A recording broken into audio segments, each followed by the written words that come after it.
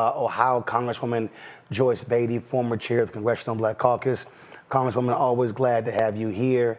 Congresswoman, listen, my parents have worked political campaigns. They've run phone banks. They put up yard signs. They hung door knockers. Yeah. They've been poll workers. I have been in and around politics, passing stuff out on election day, you name it, all that stuff, since I can remember, since I was 6, 7 years old. I have never in my life seen a party viciously attack it's the top of the ticket, an incumbent president with an unbelievable record like what we are witnessing right now by a handful of Democrats in the House, but a bunch of donors and other so-called elite Dems. Roland, I'm right with you. And like you, most of my life I've been dealing with politics, whether it was an elected official, whether it was putting yard signs up, being part of the strategy team. And that's why the Congressional Black Caucus, I'm so proud. We have been standing strong, and to quote Jim Clyburn, we're riding with Biden. And you hit the nail on the head. I cannot imagine why we have an internal fight with Democrats.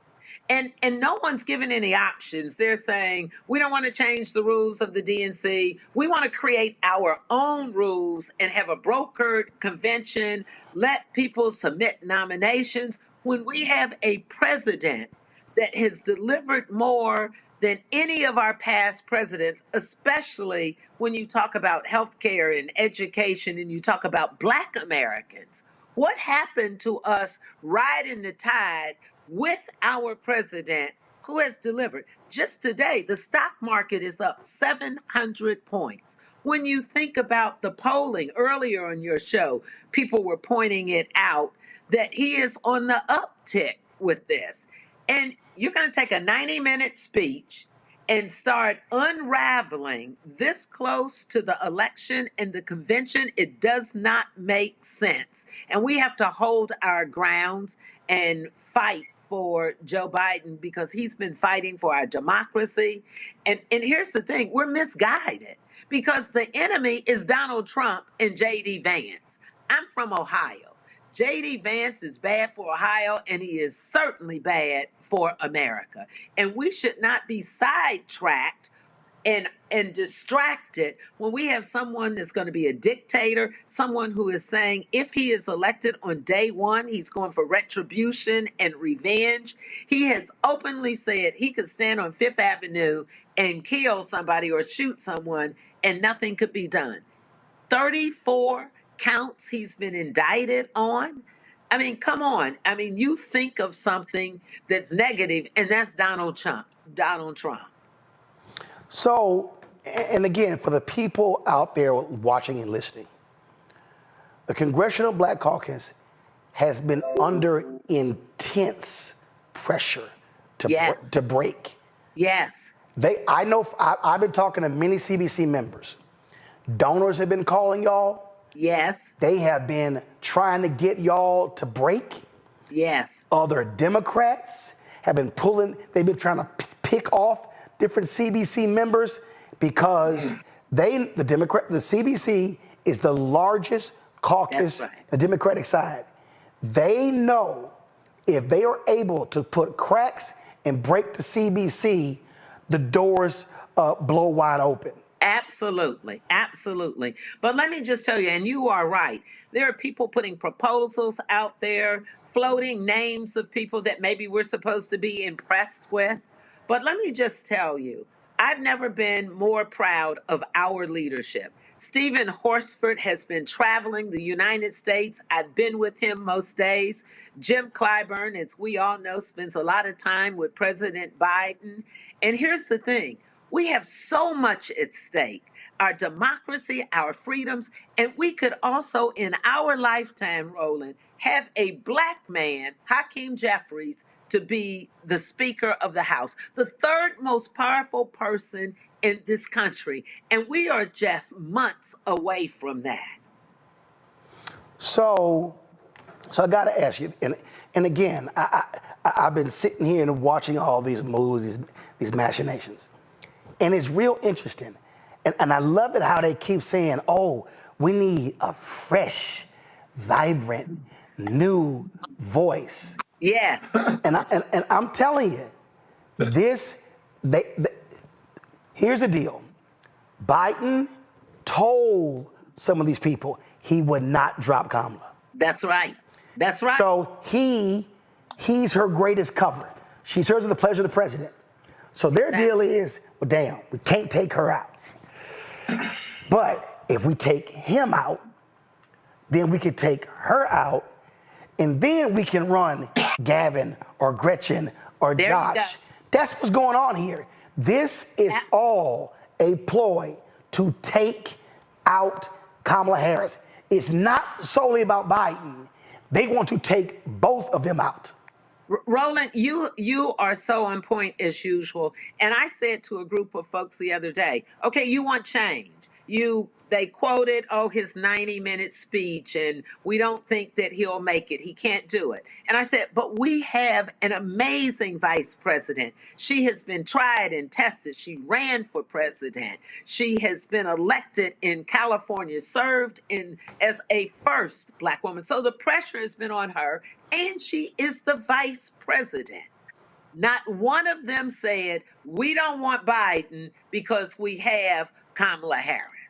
And let me just tell you from this Black woman, they will not attack my president and jump over Kamala Harris. We will not stand for that because we stand with our vice president. As she has said, she is running with Joe Biden because you're right. They don't want her either. See, I mean, and I keep telling people, y'all, the coup d'etat is sitting right in front of you. That's right. It's sitting right in front of you. And what's amazing to me, and you don't have to say it, I'm going to say it again. Nancy Pelosi is not standing with Kamala Harris. I don't know what Barack Obama doing, but all this other little stuff, and I said it, this is the time that Barack Obama should come out and stand with his vice president and say to the party, enough of this. This is where Obama should be the leader and say, listen, the man has said he's running. I saw an interview. Cory Booker was on CNN. He's like, I trust Joe is gonna make the decision. I'm like, he already made it. I mean, he said, how many more times did the man can say it? He said on national TV, he has said to me in person, in the last 30 days, I have been with him. I have traveled with him. I am going to Milwaukee tonight to be there tomorrow to do some counter. And I am telling you, Joe Biden has said, I am running. I am not getting out of this race. And once he said that, stock market went up. His points went up after every speech that he gave after the debate. It is, I mean, I just sit here and it's like, the man said, I'm running. And he said, unless the Lord tells me, or if the Lord comes down here and tells me, that's the only thing he would consider. But here's the thing, Roland. None of these folks are saying, here's who we want out loud. Not one. Not out one. Loud. No plain. Because they don't want Kamala Harris. And they don't want to say it. They tried to get to the Congressional Black Caucus. That plan didn't work. Then they tried to use Ohio because we had some drama with getting Joe Biden on Ohio's ballot. So then when we worked that out, because the DNC could have a rules committee, work with the rules so we could do it virtual, then they didn't want that. So, but they don't have a plan. And as I have said to several people, you have to know the rules of engagement. There's not enough time to talk about, we're going to get someone vetted. We're going to train them. We're going to hold meetings and have people interview them. What planet are they on? And then what are they going to run on? When we talk about the economy, so they're going to run on Joe Biden and Kamala Harris's record? When we talk about health care and capping insulin for $35, they didn't do that. If they're going to go back and talk about the infrastructure, $1.2 trillion, well, I led that when I was chair of the Congressional Black Caucus. Jim Clyburn and Maxine Waters and all of us went to Nancy Pelosi and brokered a deal that the leadership couldn't broker. So what, they're going to run on that? I mean, I am so with you, and I am so pleased that you are speaking truth to power and that people are coming on your show because we're not afraid. We have too much to lose with Donald Trump. We should not be fighting ourselves and fighting Joe Biden and Kamala Harris when J.D. Vance and Donald Trump, they are the enemy. Right. I could only imagine if Democrats has spent the last 20 days completely focused on Trump and his lies. Yeah. I could only imagine if they spent their time talking about how nutso J.D. Vance is after he got named on Monday. But no, you've got Pelosi making her calls, Schiff talking, Carville, these podcasters, Axelrod, all these people. And history also shows the two times Democrats changed the nominee before the election, they lost. Exactly. To me, this ain't that hard. Okay, so please. It ain't that hard. Questions for Congresswoman Rebecca, you first. Thank you, Congresswoman, so much for being here tonight.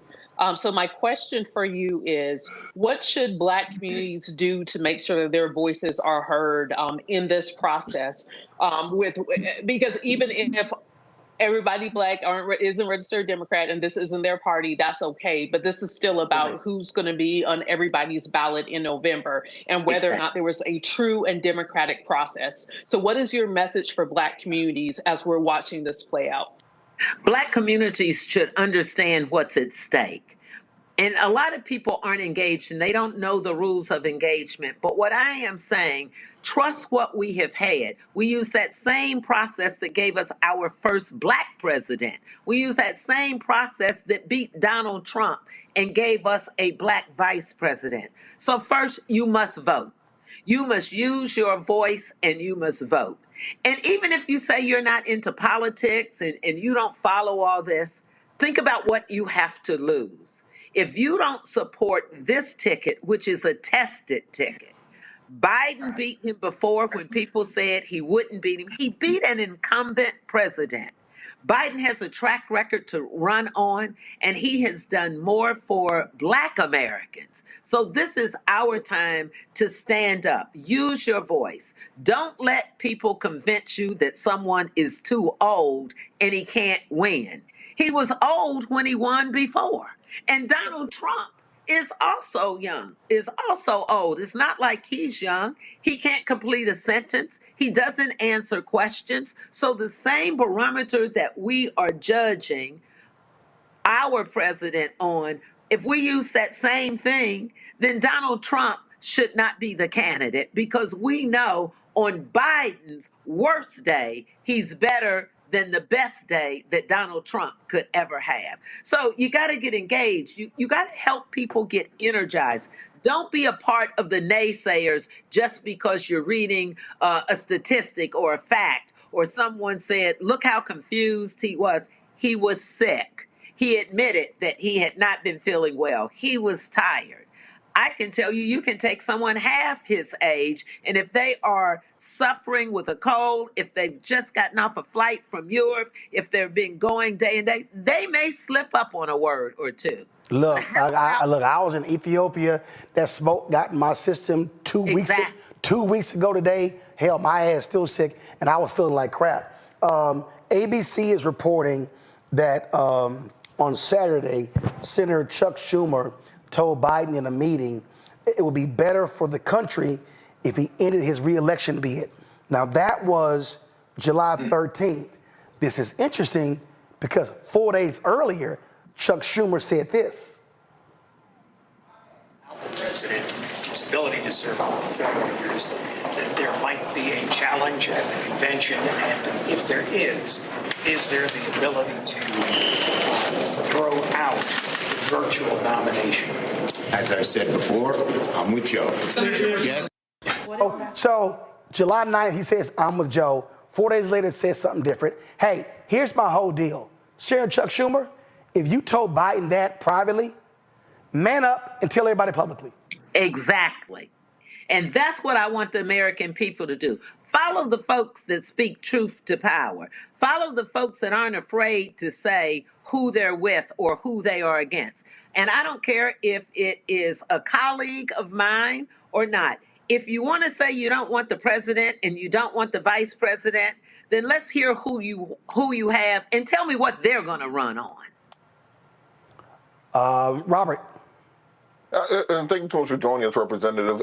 I have this question that Joe Biden, as we saw this weekend in Las Vegas with NAACP, when things get tough, we saw this in 2020 in South Carolina, he runs back to the black community for support, and we are supporting him more than any other group. But what is going to be our demand in exchange for this support? Because when everyone else is gathering around, when the long knives are out, when we beware the eyes of March territory, he tends to lean on our community.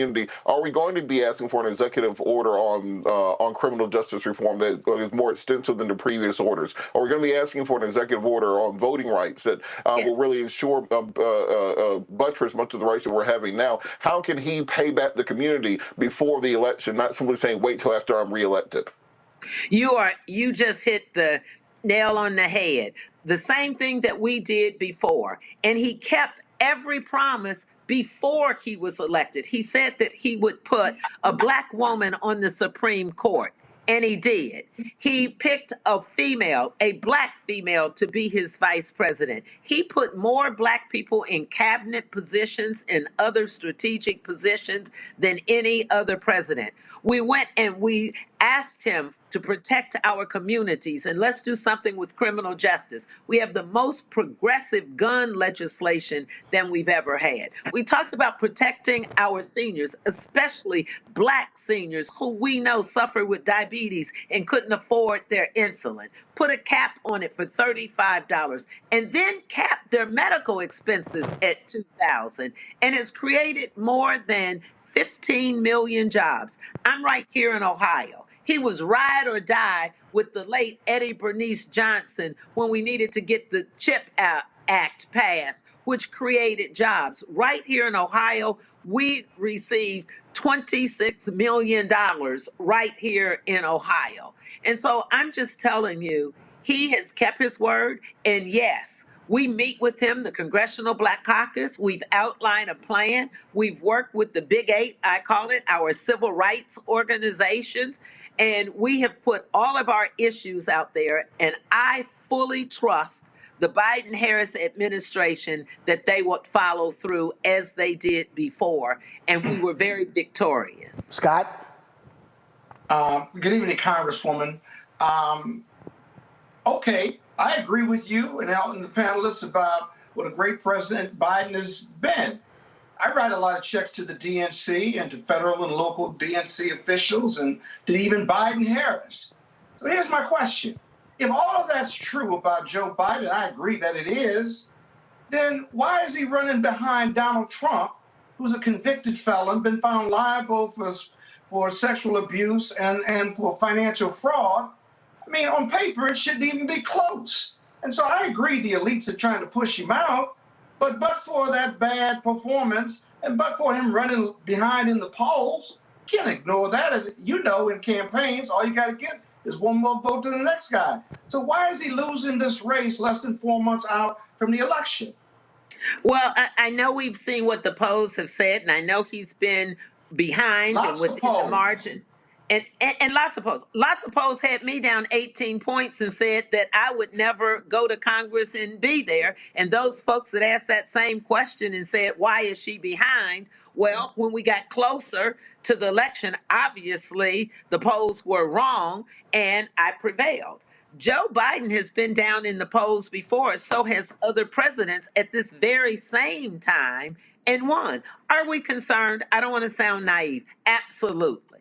But it is more than the polls. If people get out to vote, if people get excited and energized that we also have a Black woman running on that ticket, I believe that he will be successful. I can't address why the polls say that. I can't address every poll. I think we are taking it into consideration. But here's the other thing. We polled some of those same other names to run against Donald Trump, and none of them did as well as Joe Biden. So you may have a good point. He should be higher in the polls because we know what he's running against: a felon, 34 indictments, someone who's not good for America. But he also won before, when polls weren't as far down for our candidate. That speaks to how bad America is right now. And that's another reason we need to be out there voting, to protect all of our freedoms and to protect our democracy. All right. Would you agree, if I made one more Real quick. You'd agree that Black America and Black voters just aren't excited about Biden-Harris in 2022 or 2024. They're just not. How do you fix that? Well, I'm not going to say that they're not that excited. Black America's not. The Congressional Black Caucus represents 120 million Americans. And we are excited about having Biden-Harris because you have to look at the alternative. And if we quit saying what we're not and deal with what we're going to get, if we don't get up off of ourselves and get out there and create the synergy and the energy, because this is the ticket we have. And I like your question. Tell me, if not them, who? And all the names we've heard, the polls say that they come out lower than Biden. All right, you win that one. I've never, Congresswoman, I've never seen an election won in the middle of July. There you go. Right. Last words. I've never seen it. Congresswoman Beatty, we appreciate it. Keep up the fight. Trust me, y'all are catching hell. Semaphore dropped this story saying Jeffrey Katzenberg met privately with Biden in Las Vegas, saying the donors' patience is wearing thin, that they're holding their checks. They may stop giving money to the campaign, to the PACs as well. Well, guess what? The donors may have, the big donors may have money, but each of them only got one vote. One vote. That's it. Congresswoman, we appreciate it. Thanks a lot. Thank you. Time to get paid, blow up like Fanbase exclusive audio rooms are here. Now tap, talk, and get paid. Monetize your live podcast and most engaging conversations. You can now create exclusive audio chat rooms only for your subscribers and biggest fans. And as a user, subscribe, listen, and talk to your favorite creators. Now tap, talk, and get paid. Because everyone's a fan of something, and everyone has a fan base. I'm blowing up like you thought I, and if you don't know.